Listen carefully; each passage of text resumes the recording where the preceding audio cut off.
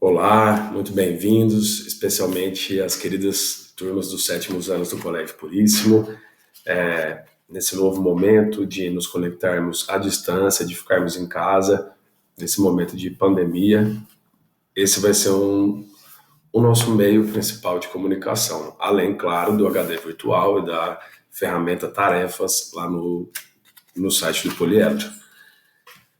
Portanto, dúvidas, questionamentos, perguntas, podem colocar aqui nos comentários do vídeo ou encaminhar por e-mail, que eu vou indicar ao final do vídeo, ou mesmo lá na função tarefas vocês conseguem fazer comentários.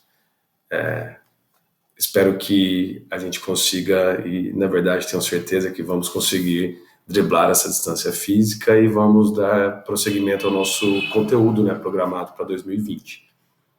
Nos sétimos anos, nós começamos o capítulo 3 de uma forma inversa. Vocês produziram mapas mentais sobre as formações vegetais brasileiras, depois partimos para o computador e vocês produziram lindos cartazes, inclusive, sobre uma determinada formação vegetal brasileira, relacionando com o clima e com o relevo. No sétimo 1, nós conseguimos, quase que na totalidade, fazer a apresentação desses trabalhos. Alguns alunos acabaram por ainda não apresentar, e no sétimo 2, essa apresentação praticamente não aconteceu, por provas e etc. Portanto, nessa aula eu gostaria de finalizar alguns pontos, de reforçar alguns pontos do capítulo 3, e aí na semana seguinte, na próxima semana, nós partimos para o capítulo 4. No final do vídeo vai ter a indicação da tarefa, como vocês vão fazer e enviar, e também nos slides que eu disponibilizei lá no HD virtual. Então acessem, não deixem de fazer. Estamos distantes, estamos sem aulas presenciais, mas vamos manter o foco e vamos dar prosseguimento ao nosso ano letivo dessa forma, tudo bem? Bom, o capítulo 3, ele vai tratar sobre vegetação brasileira e impactos ambientais. E aí, como eu já pontuei, vou colocar aqui alguns apontamentos, alguns destaques desse capítulo. De início, é importante a gente ter bem claro da importância da cobertura vegetal como um todo, não só para o Brasil, mas mundialmente. As formações vegetais, elas protegem e formam o solo, elas regulam o ciclo hidrológico. A formação vegetal, e aí já colocando até no plural, elas controlam em micro e macro escala o clima. O que significa? Pensando em Rio Claro, o Horto de Rio Claro, ele controla o clima da nossa cidade. E outras formações vegetais maiores, como a Amazônia, controlam e influenciam o clima em uma escala um pouco maior. Animais e micro-organismos dependem, todos nós dependemos, portanto, das formações vegetais. Aqui, então, alguns destaques da importância da cobertura vegetal, de habitat para esses micro-organismos, e para os animais de uma forma geral. E aí, alguns fatores determinantes, para a variedade de espécies vegetais. A umidade e a temperatura, e aí inclui também luminosidade, massas de ar, e aí na direita faltou uma setinha, mas indicando que isso se refere ao clima.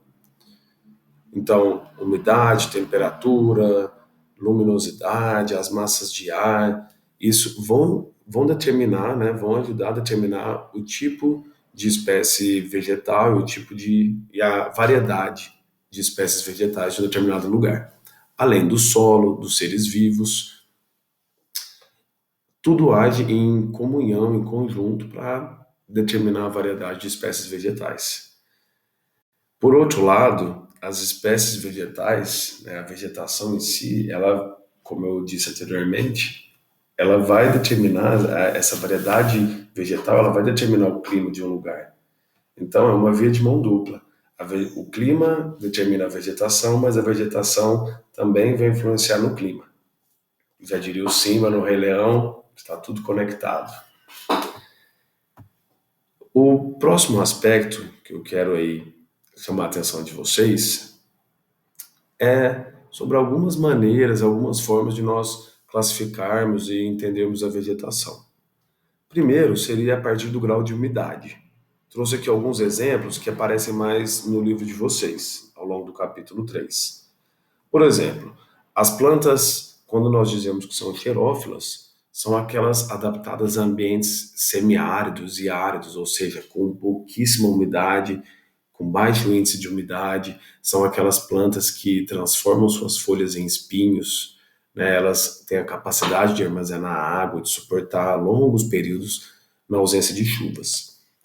As plantas hidrófilas, por exemplo, são aquelas que vivem dentro da água, como as vitórias régias. Se nós partirmos para a formação, né, essa classificação aí, a gente pode, eu peguei alguns exemplos que também aparecem no capítulo 3, a gente pode dizer se uma formação é arbórea, ou seja, é composta por árvores, herbáceas, que são gramíneas, como nos campos, ou até desérticas. Se nós observarmos a folhagem, trouxe também exemplos do capítulo 3, a gente pode dizer se uma vegetação é caducifólia, ou caducas, é fácil lembrar a partir de caducas, são aquelas que perdem as folhas em uma estação mais seca, como é o caso do cerrado aqui no Brasil, que está num clima tropical típico, no inverno seco. Para poupar energia, elas perdem folhas. As siculifoliadas, esse nome grande, difícil aí, o grande exemplo aqui no Brasil são os pinheiros, as araucárias, que são plantas que têm as folhas em formato de agulha. São fininhas e até originalmente para que a neve não se acumulasse ali sobre elas. Latifoliadas são folhas grandes, largas, como as da Amazônia e da Mata Atlântica, por exemplo. E quando a gente olha a variedade de espécies de um determinado tipo de vegetação, a gente pode classificá-la como homogênea, que são plantas similares ali dentro daquele contexto, ou heterogênea, né, onde a gente observa uma grande variedade de espécies. Próximo passo, e aí adentrando bem nas vegetações brasileiras, o livro de vocês traz esse mapa aqui, que dá conta, né, da grande variedade de vegetação do Brasil. As cores, acredito que possa confundir vocês um pouquinho, mas ali em cima, entre a mancha marrom, que seria a caatinga, e a mancha, né, a parte verde mais escura ali, a da Amazônia, ali aquele verdezinho é a Mata dos Cocais. Acho que na legenda talvez esteja um pouquinho diferente.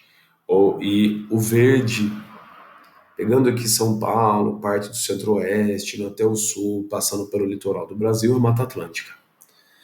No vídeo eu vou conseguir falar bem rapidinho de algumas delas, não de todas. Então leiam no livro, tá? Acompanhem aí no livro de vocês e tendo dúvidas escrevam, certo?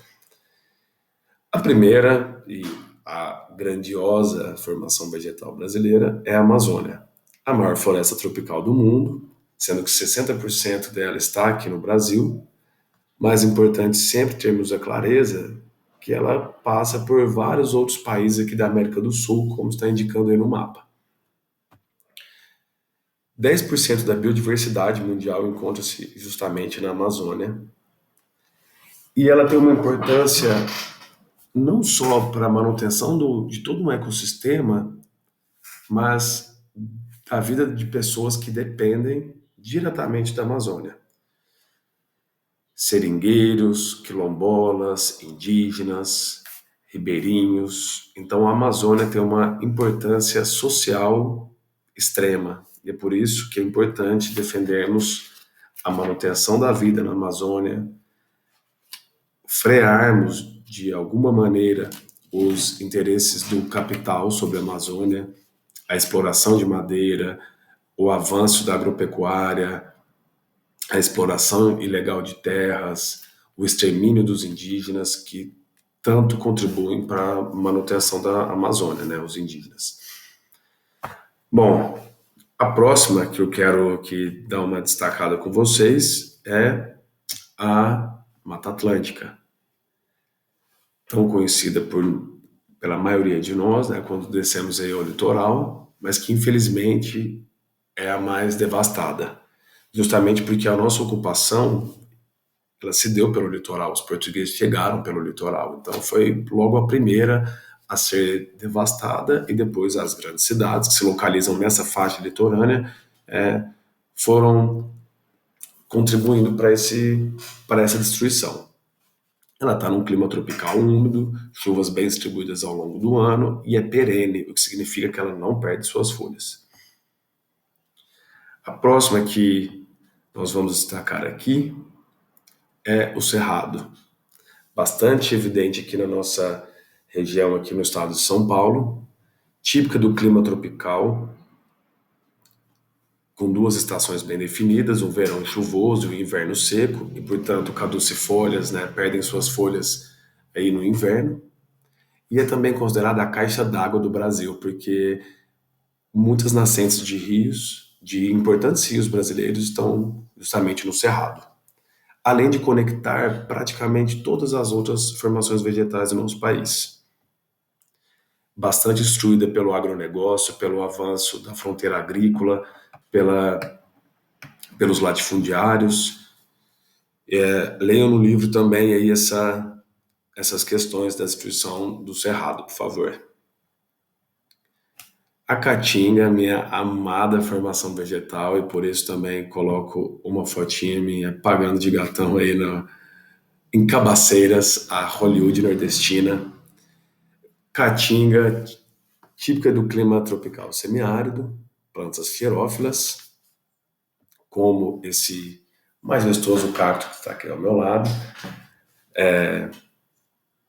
A destruição da caatinga, apesar de não ser uma preocupação tão evidente, a caatinga sofre com o desmatamento para a produção de carvão vegetal e também para a pecuária extensiva, além da construção de barragens, né, de hidrelétricas.